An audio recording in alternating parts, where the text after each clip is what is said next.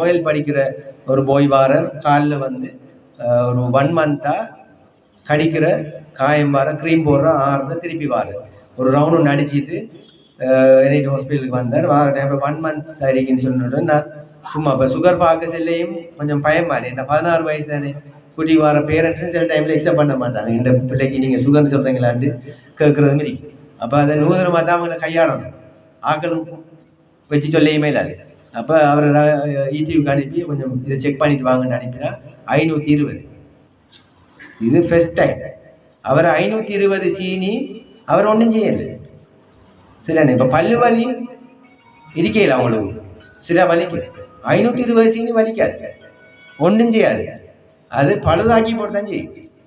அந்த 520 சீனி உடல் உறுப்பை டேமேஜ் பண்ணினதுக்கு பிறகு தான் நம்மளுக்கு அறிகுறி காட்டுவேன். இப்போ இது சொரிச்சல் தானே, சொரிச்சலுக்கு நானும் கிரீமை கொடுத்தானே பிரிக்கலாம். அது அவருக்கு தாங்க இல்லாத வருத்தம் ஒன்றும் இல்லை. அவர் வந்ததும் என்ன இதுக்கு ஏதாவது மருந்து எல்லாத்தையும் எடுத்துட்டு என்னைட்டு எடுத்து பார்ப்போம் குறையுமா சொல்லி தானே வந்தது. வேற சுகர் பார்க்க வரல அவர்.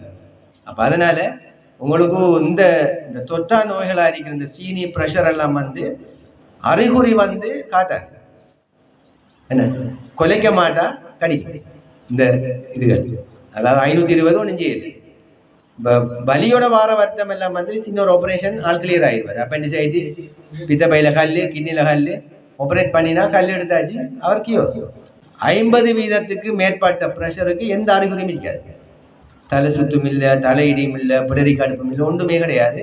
50% மேற்பட்ட ப்ரெஷர் 50 நாட்கள் ஒரு 50% உட்பட்ட ஆகலுக்கு தான் சின்ன சின்ன அறிகுறி காட்டு. அறிகுறி காட்டுறவர் வந்து தப்பிடுவார். அறிகுறி காட்டுறவர் ஹாஸ்பிட்டலுக்கு போவார், இல்லை டாக்டரை போவார். ஏதாவது மெஷினில் செக் பண்ணி பார்த்து ப்ரெஷர் கூட இருந்தால் ட்ரீட்மெண்ட் எடுப்பார். மற்ற 50% ஆட்கள் தான் பரலைஸ் ஆகி ஹாஸ்பிட்டலுக்கு வாங்க. என்ன திடீர்ந்தாப்பில் வந்து விழுந்துட்டார், ஐசியூவில் எடுத்து பார்த்தா இங்கே சிடி ஸ்கேன் எடுத்தால் மூளைக்குள்ளே ரத்த குழாய் ஒன்று படிச்சு இதில் ஆளுணர்வு இல்லை, ஐசியூவில் இருக்கார். அதே பிறகு சிக்கலாயிருக்கு. அப்போ 50% ஆட்களுக்கு அறிகுறியே இல்லை. ஆகவே நாங்கள் தான் அதை செக் பண்ணணும். இப்போ நாங்கள் ஒரு வாகனத்துக்கு அந்த மெயின்டெனன்ஸ் ரெக்கார்ட் வச்சு என்ன 6 மந்த்துக்கு ஒருக்கா ஆயில் மாற்றுறது, ஃபில்டர் மாற்றுறது, 3000 ஓடினா இன்ஜின் ஆயில் மாற்றுறது எல்லாம் படிவாக செய்கிறோம் தான்.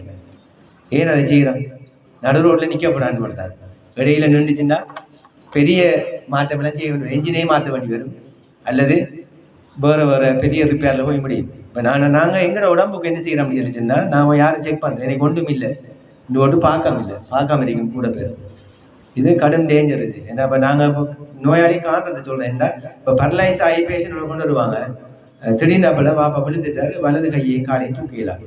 அப்போ நாங்கள் வந்த உடனே ப்ரெஷரை பார்த்து விடுக்க, அப்போ இவருக்கு ஏன் நீங்கள் ப்ரெஷர் ஒன்றும் பார்க்கலையான்னு கேட்டால் ஒரு வருத்தமும் இல்லை இவ்வளோ காலத்துக்கு, அதால் பார்க்கல. இதுதான் பதில். அப்போ வடிவா விளக்கம் இருக்காங்க. அதாவது அறிகுறி இல்லாமக்கு தான் இது வரும்.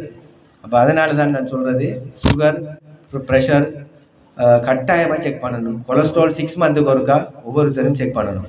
இப்போ வயசு இல்லை இடம் கிடையாது. ஏன்னு சொல்லி சொன்னால் முந்தித்தான் வயசு இருந்துச்சுன்னா உடல் அசைவு அடுத்த ஃபேக்டருக்கு வரும், உணவு மற்ற உடல் அசைவு. பட் ரெண்டும் வந்து அந்த சரியா இருந்துச்சுன்னு சொல்லி சொன்னால் அந்த வயசு இல்லை 45-50 வயசுக்கு போகிறான் முந்தி சுகர் வந்த, ப்ரெஷர் வந்த, ஹார்ட் வருத்தமெல்லாம் வந்த. இப்போ உடல் அசைவு எப்போ குறையுது? ஸ்காலர்ஷிப் எக்ஸாம் தொடங்க போலே உடல் அசைவு நின்றும்.